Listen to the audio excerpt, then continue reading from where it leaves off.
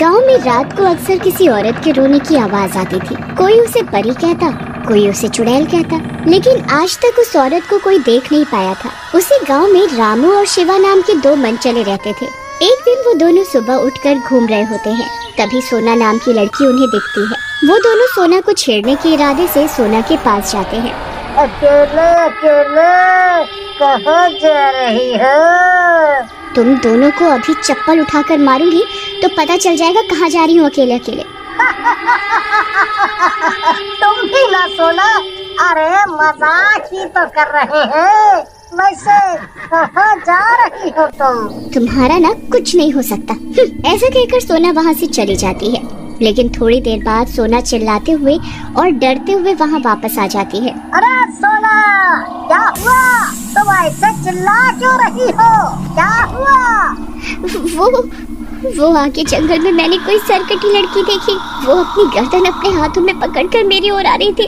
वो बहुत डरावनी थी। तुम्हारा वहम होगा, वहम। अरे नहीं रामू, मेरी माँ भी बोल रही थी कि इस जंगल में एक परी रहती है और उसकी गर्दन कटी हुई है। ऐसा कुछ नहीं है। तब तक सोना वहाँ से चली जाती है। ये लो, अभी तो डर रही थी, अब गायब हो गई यहाँ से। मैं तो कहता हूँ शिवा, जो ना एक बार जाकर देखे क्या बात है, और सच्चाई का पता लगाया जाए। तुम भी ना रामू भाई, मरवाने के लिए मैं ही मिला हूँ। मैं कहीं नहीं जाने का, चाहे कुछ भी हो जाए। अरे यार, मैं इसलिए कह रहा हूँ क्योंकि मैंने सुना है परियों के पास बहुत जादुई शक्तियाँ होती हैं। अगर वो खुश हो जाए तो माला माल कर देती हैं। फिर इस तरह रामू शिवा को जंगल में जाने के लिए मना लेता है। फिर एक दिन रामू और शिवा परी की तलाश में जंगल की ओर निकल पड़ते हैं। काफी दूर तक चलने के बावजूद भी उन्हें कोई परी दिखाई नहीं देती। अरे रामू भैया, मैं तो कहता हूँ वापस चलते हैं। कहीं जंगल में रास्ता भटक गए तो और दिक्कत हो जाएगी। यहाँ कोई परी वरी नहीं है। अरे यार, थकावट के मारे तेरा दिमाग खराब हो गया है। चिंता मत कर, थोड़ा और ढूंढते हैं, शायद हमें वो सरकटी परी मिल जाए। पैसों का सवाल है भाई, पैसों का। थोड़ी मेहनत तो करनी पड़ेगी ना। फिर रामू के समझाने पर शिवा मान जाता है, लेकिन जैसे ही वो लोग थोड़ी दूर चलते हैं, मर गया रे, मेरी कमर। ये कहाँ गिर गए रे? लगता है अब तो हमारी मौत पक्की है। रामू भैया, जिंदगी की सबसे बड़ी गलती की जो आपकी बात मानी है। अगर जिंदा बचा तो जिंदगी में आपके साथ नहीं आऊंगा। ये बात चुप करो और ध्यान से देखो, इस गड्ढे में गुफा है। मेरा दिल कह रहा है हो ना हो वो परी यही है। चलो इस गुफा के अंदर चलते हैं। फिर रामू और शिवा गुफा के अंदर चले जाते हैं। जैसे ही वो गुफा में थोड़ा आगे जाते हैं, उन्हें एक परी दिखाई देती है जिसकी गर्दन कटी हुई होती है। उसने अपनी गर्दन को अपने हाथ में पकड़ा होता है और उसके पंख भी बुरी तरह से जले होते हैं। रामू और शिवा उसे देखकर छुप जाते हैं। तभी वहाँ एक तांत्रिक आता है। परी रानी, जब तक तुम मेरी बात नहीं मानोगी, ये गर्दन तुम्हें अपने हाथ में लेकर ही घूमनी पड़ेगी। मैंने तुम्हारी हर बात मानी है, मैंने तुम्हारी हर बात तो मानी है अब तक, लेकिन तुमने हर बार मुझे धोखा दिया है और मेरे पंख भी जला दिए हैं। मुझे चुड़ैल की तरह इतना बदसूरत कर दिया, अब मैं उड़ भी नहीं पा रही हूँ। मैं अपने परियों के लोग कैसे जाऊंगी? रामू से परी का रोना नहीं देखा जाता और वो शिवा के रोकने के बाद भी परी के पास पहुँच जाता है। आप ऐसे क्यों रो रही हैं? मैंने आपकी सारी बात सुन ली है। मैं आपकी मदद करूंगा, आप चिंता मत करो। मैं इस तांत्रिक को ठीक कर दूंगा। लगता है मेरा ही दिमाग खराब था जो मैं इसके साथ यहाँ आ गया। देखो तो कैसे चुड़ैल परी से बात कर रहा है। ये आज मरवा कर ही छोड़ेगा। यहाँ क्यों आए हो? चले जाओ, नहीं तो मैं तुम्हें यही मार डालूंगी। जाओ यहाँ से। आप कह रही हैं कि हम अभी चले जाते हैं? हमें आपके मामले से वैसे भी कोई लेना देना है क्या? है? लेना देना कैसे नहीं है? इस परी को उस दुष्ट जादूगर तांत्रिक ने अपने पास बंदी बना रखा है और मैं इनकी मदद करके रहूंगा। रामू की बात सुनकर चुड़ैल परी का गुस्सा थोड़ा शांत हो जाता है और वो बोलती है, तुम मुझे अच्छे इंसान लगते हो, तुम दोनों यहाँ से चले जाओ। वो जादूगर बहुत ही शातिर है, अगर उसे पता चला तो वो हम तीनों को ही मार डालेगा।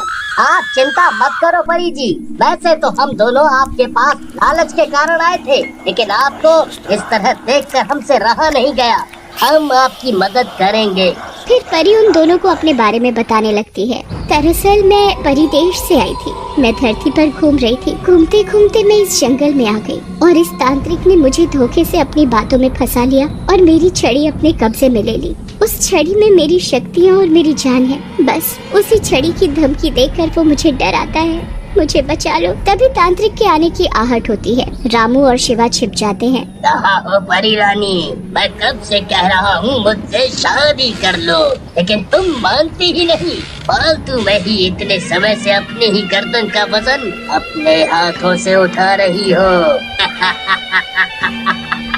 अब भी समय है, मान जाओ। मैं तुम्हारी बात कभी नहीं मानूंगी, चाहे मुझे अपनी जान देनी पड़े। वैसे भी तुमने कितने लोगों को मेरे हाथों से मरवा डाला है। बस अब मैं तुम्हारी बात नहीं मानूंगी। परी की बात सुनकर तांत्रिक को गुस्सा आ जाता है और वो चला जाता है। ये सब रामू और शिवा वहाँ छुपकर देख रहे होते हैं और वो दोनों परी के पास जाते हैं। ये तो बहुत ही दुष्ट तांत्रिक है, लोगों को तुम्हारे हाथों से मरवा रहा है। इस दुष्ट को इसके किए की सजा देनी ही होगी। ये तांत्रिक तो बहुत ही होशियार और खतरनाक लगता है, हम इससे कैसे निपटेंगे?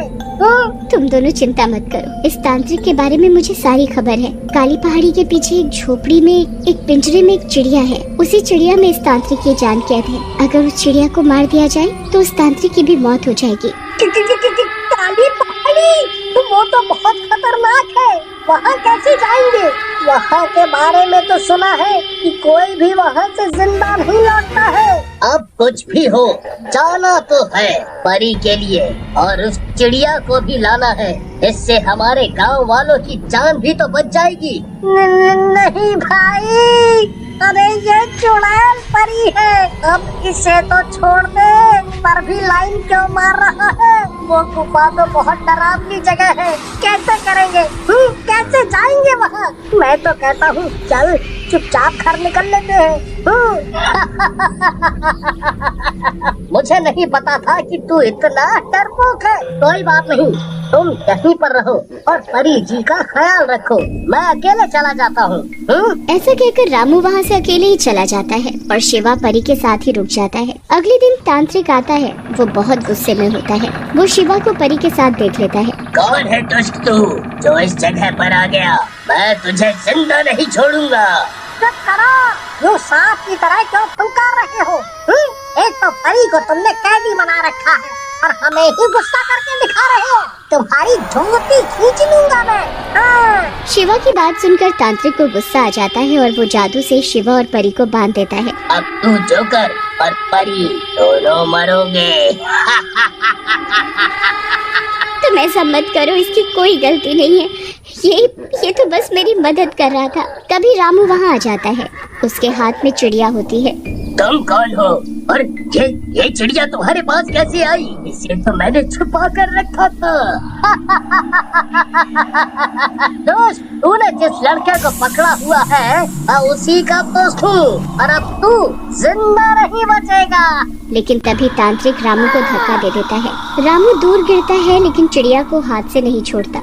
रामू, बातों में समय मत गवाओ, ये बहुत ही दुष्ट है, नहीं तो ये हम सबको मार डालेगा। मार दो इस चिड़िया को। परी की बात सुनकर रामू चिड़िया की गर्दन दबाने लगता है। चिड़िया की गर्दन दबते ही तांत्रिक भी तड़पने लगता है और बोलता है, परी, तूने ये ठीक नहीं किया। मेरी कमजोरी इन्हें बता दी, लेकिन मैं तुझे भी नहीं छोड़ूंगा। ये तूने क्या किया? अब मैं अपने लोग कैसे जाऊंगी? उधर चिड़िया की गर्दन टूटने की वजह से वो मर जाती है और तांत्रिक भी गिरकर तड़पने लगता है। मैं तो मर रहा हूँ, लेकिन अब तू भी इस पृथ्वी लोक पर रहेगी। ऐसा कहकर तांत्रिक मर जाता है। तांत्रिक के मरते ही उसका सारा जादू खत्म हो जाता है। परी चुड़ैल रूप से अपने असली परी वाले सुंदर रूप में आ जाती है। वो एक आम लड़की बन जाती है। मैं तो मर रहा हूँ, लेकिन अब तू भी इस पृथ्वी लोक पर रहेगी। ऐसा कहकर तांत्रिक मर जाता है। तांत्रिक के मरते ही उसका सारा जादू खत्म हो जाता है। परी चुड़ैल रूप से अपने असली परी वाले सुंदर रूप में आ जाती है। वो एक आम लड़की बन जाती है।